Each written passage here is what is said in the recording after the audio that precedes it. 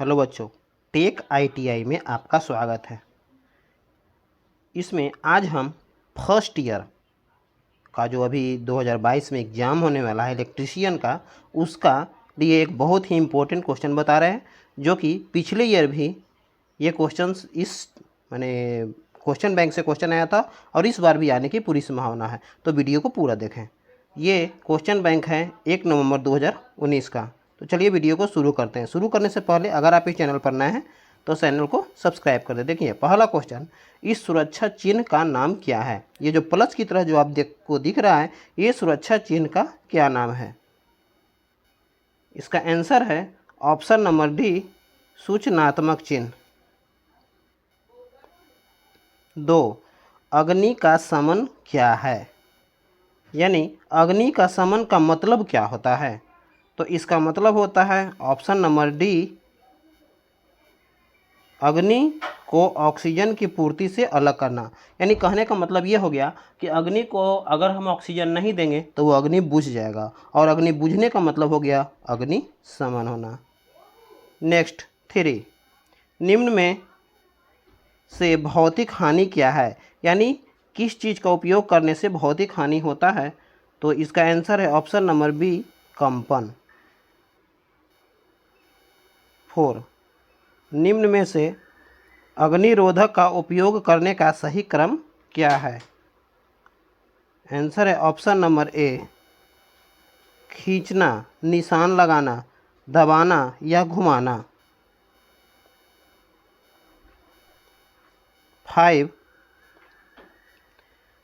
5 संकल्पना में निम्न में से कौन सा चरण स्टैंडर्डाइजेशन को इंगित करता है? ये कौन सा चरण इंगित करता है? तो ये इंगित करता है 4, चतुर्थ चरण। 6, कौन से प्लायर का उपयोग तार के हुक और लूप बनाने में होता है? तो यह है सी, राउंड नोज प्लायर। 7, पिंसर का क्या उपयोग है? सी, ये लकड़ी में से पिन तथा कील निकालने का काम करता है। 8, इस सड़क सुरक्षा चिन्ह का नाम क्या है? इसका मतलब क्या है? ये कोड है, ये जो चिन्ह दिया हुआ है, इसका मतलब क्या है? तो इसका मतलब होता है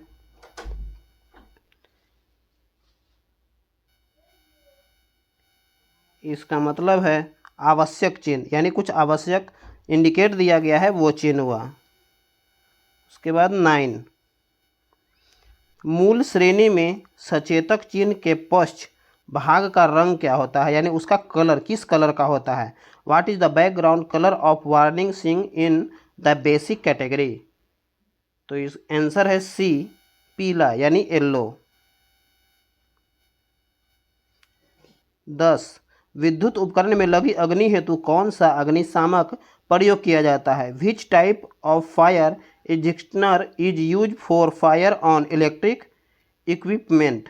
यानी इसका आंसर है ऑप्शन नंबर ए, हेलोन प्रकार का। ये हेलोन प्रकार का होता है।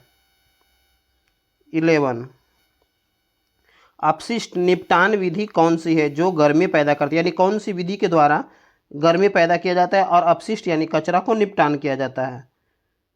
ये विधि है भस्मीकरण, ऑप्शन नंबर सी।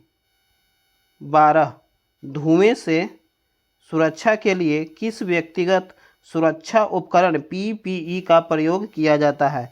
यानी धुएं से बचाव के लिए। तो इससे बचाव के लिए किया जाता है डी, नाक कवच, यानी नाक में मास्क लगा करके।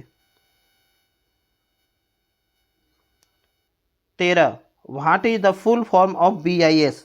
BIS का पूरा नाम क्या है?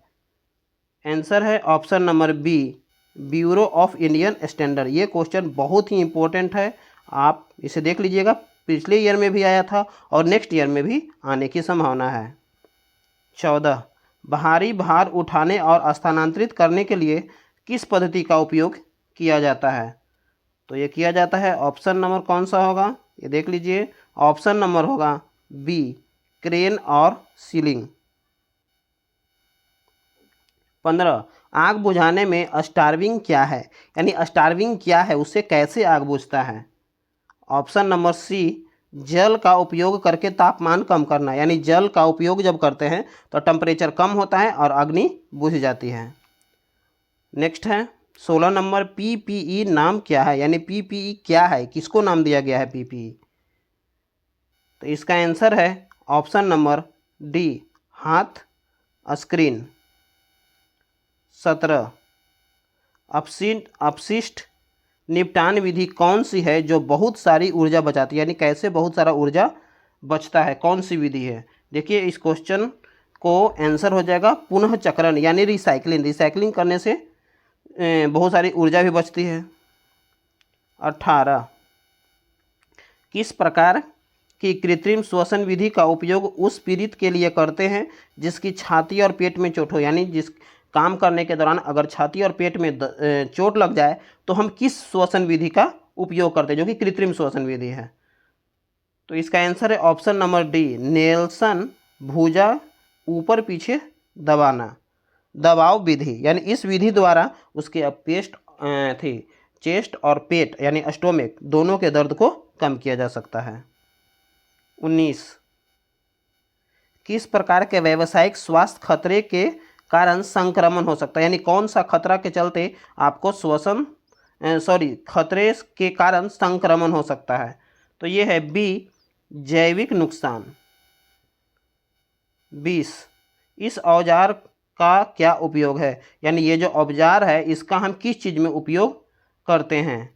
तो ऑप्शन नंबर सी है लकड़ी से कील निकालने में, यानी इसका उपयोग हम करते हैं लकड़ी से कील दबा करके और खींच देते हैं। 21 दिल के दौरे से पीड़ित व्यक्ति को आप कैसे पहचानेंगे, यानी दिल के दौरा से कोई पीड़ित व्यक्ति है उसको हम कैसे पहचान सकते हैं कि उसके दिल का दौरा पड़ने वाला है या फिर पड़ चुका है। इसका ऑप्शन है 4 नंबर ऑप्शन, ओठों के चारों ओर नीला रंग, यानी अगर उसके ओठ के चारों ओर अगर नीला रंग पड़ रहा है और वो व्यक्ति मूर्छित हो ले तो समझिए कि इसको दिल का दौरा पड़ा हुआ है। चलिए नेक्स्ट चलते हैं 22 नंबर क्वेश्चन, इस औजार का क्या नाम है, यानी इसको किस नाम से हम जानते हैं। तो इसको जानते हैं डी ऑप्शन है, यह है डायनोगल कटिंग प्लायर, ये डायनोगल कटिंग प्लायर के नाम से इसको जानते हैं। 23 इस सुरक्षा चिन्ह का नाम क्या है, यानी इसका मतलब ये जो चिन्ह दिया हुआ है इसका मतलब क्या हुआ। इसका मतलब है डी, सूचनात्मक चिन्ह है। 24 पीड़ित के रक्त के बहाव को रोकने के लिए क्या प्राथमिक चिकित्सा उपलब्ध कराई जाती है। 24 का डी, इसका आंसर है चोट लगे हुए भाग पर दबाव डालना, यानी क्वेश्चन समझिए, पीड़ित के रक्त बहाव को रोकने के लिए क्या प्राथमिक चिकित्सा, यानी किसी को अगर ब्लड निकल रहा है तो सबसे फर्स्ट हम क्या उसका कर सकते हैं। तो सबसे पहला ट्रीटमेंट हम कर सकते हैं उसके ब्लड जहाँ से निकल रहा है उसको कस के दबाइए, तो जाहिर सी बात है कुछ ना कुछ ब्लड का निकलना कम हो जाएगा। नेक्स्ट है 25 नंबर, पीड़ित को बचाने हेतु क्या तात्कालिक कदम उठाना चाहिए यदि वह अभी भी विद्युत सक्रिय स्रोत के समय, यदि किसी को विद्युत का झटका लग गया है और कुछ उपाय किए तब भी वो नहीं हो रहा है तो सबसे पहले उसको क्या करना चाहिए। इसका आंसर है ऑप्शन नंबर डी, संयोजकों को अलग करके शक्ति आपूर्ति को बंद कर दे, यानी अगर विद्युत का झटका लगल है पाए देवे वो छूट नहीं रहा है तो सबसे पहले लाइन को कट आउट कीजिए, लाइन को कट आउट करने के बाद ही उसको टच कीजिए, नहीं तो आपको भी विद्युत का झटका लग सकता है।